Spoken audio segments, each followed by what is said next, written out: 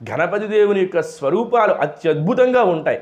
అందుకనే ఆ గణపతి దేవుని ఆరాధన చేసేటప్పుడు ముద్గల పురాణము అనేటటువంటి పురాణము ఉన్నదండి. ఆ పురాణములో గణపతి దేవుడి గురించి 32 గణపతి దేవుని యొక్క మూర్తులు చెప్పారు. నృత్య గణపతి, బాల గణపతి, క్షిప్ర గణపతి అంటే ఇలా గణపతి దేవుని యొక్క మూర్తులు చెప్పారు. ఆ మూర్తుల స్వరూపముతోనే పూజా కార్యక్రమం చేయాలి. అంతేగాని నేను నా ఇష్టం వచ్చినట్టుగా చేసేస్తానండి, నేను నా ఇష్టం వచ్చినట్టుగా స్పైడర్ మ్యాన్ గణపతినని, లేదా బాహుబలి గణపతినేనని, లేదా గబ్బర్ సింగ్ గణపతినేనని ఇలా నా ఇష్టం వచ్చినటువంటి గణపతి దేవుని పెడతానండి. ఇప్పుడు కొత్తగా వచ్చింది కల్కి. అందులో ఈ మధ్య నేను చూశాను ఒకనొక దగ్గర, కల్కి సినిమాలో వాడు వాడతారు కదా చిత్తి, ఒక పెద్ద కారు లాంటిది, దానిలో ఒక గణపతి దేవుడిని పెట్టి పూజ కార్యక్రమం చేయడం. ఇప్పుడు నామాలు చదివేటప్పుడు ఎలా నామాలు చదువుతారు? స్పైడర్ మ్యాన్ గణపతాయ నమః, గబ్బర్ సింగ్ గణపతాయ నమః, లేదంటే బాహుబలి గణపతాయ నమః, కల్కి గణపతాయ నమః, ఈ నామాలు పెట్టి చదువుతారేంటి? చదవరు కదా. అలా పూజించడం చాలా చాలా తప్పు. శాస్త్రములు పురాణాలలో ఏ గణపతులనైతే చెప్పారో ఆ గణపతి దేవుని మూర్తులనే పెట్టి పూజిస్తే ఫలితము బాగుంటుంది.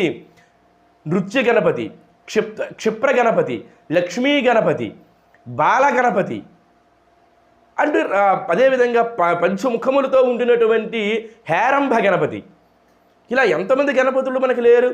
ఆ గణపతులను పూజా కార్యక్రమం చేస్తే ఫలితము ఉంటుంది. నా దగ్గర నా ఇష్టం వచ్చినట్టుగా పూజా కార్యక్రమం చేస్తాను అంటే అది పనికి రాదు, అలా చెయ్యకూడదు. అలా చేస్తే ఫలితము రాదు సరికదా, పాపాన్ని మూట కొట్టుకున్నటువంటి వారు అవుతారు. కాబట్టి ఎట్టి పరిస్థితులలో కూడా అలా గణపతి దేవుడిని పూజా కార్యక్రమాలు చెయ్యకూడదు. బ్రాహ్మణోత్తములు అందరూ కూడా చెప్పాలి, ఆ విధంగా పూజా కార్యక్రమం, ఆ విధంగా విగ్రహాలు చేస్తే మేము పూజా కార్యక్రమం చేయడానికి రాము అనే చెప్పచ్చు. చాలా చాలా ధైర్యంగా చెప్పచ్చు. అలా చెప్పాలి. అలా చెప్పడం వలనే మన సనాతన ధర్మం నిలబడుతుంది.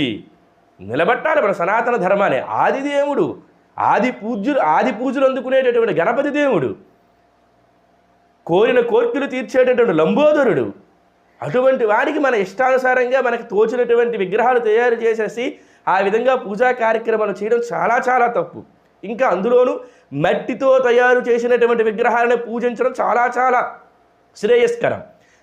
ఇందాక మనం చెప్పుకున్నాం, ఆ పరమేశ్వరుడు కూడా పూజా కార్యక్రమం చేసేటప్పుడు ఆ త్రిపురాసుర సంహారానికి వెళ్ళేటప్పుడు రథం భూమికి కింద పడిపోతే ఆ గణపతి దేవుడిని మట్టితో తయారు చేశారు అని మనం చెప్పాము ఇందాకే మనం. మరి అలాంటప్పుడు మనం ఇతరమైనటువంటి పదార్థాలతో, ప్రకృతికి విఘాతము కలిగించినటువంటి పదార్థములతో, ప్రకృతికి పాడు చేసేటటువంటి పదార్థములతోనూ మనం విగ్రహాలు తయారు చేసేసి మనం పూజా కార్యక్రమం చేసేస్తామని అంటే గణపతి దేవుని యొక్క అనుగ్రహం ఎలా లభిస్తుంది అని అనుకుంటున్నారు మనం. కాబట్టి మనం ఇటువంటి తప్పులన్నీ కూడా చెయ్యకూడదు. పెద్దలు దగ్గర ఉండి చెప్పాలి. నేను ఇంకొక మాట మీకు బలంగా చెప్తున్నాను, మట్టితో తయారు చేసినటువంటి గణపతిని పెడితేనే మేము చందాలు ఇస్తాము అని చెప్పండి, తప్పు లేదు. మట్టితో తయారు చేసినటువంటి గణపతి దేవుని విగ్రహం పెడితేనే మేము పూజా కార్యక్రమానికి వస్తాము అని బ్రాహ్మణోత్తములు చెప్పండి. అలా చెప్పి ఆ పూజా కార్యక్రమాలు చేయండి.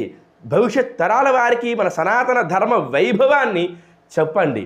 ఎంత గొప్పది మన సనాతన ధర్మం, అంత గొప్పది ఈ ఆది పూజలు అందుకునేటటువంటి గణపతి దేవుడు. ఏమని చెప్పము, ఎంతని చెప్పను మనం.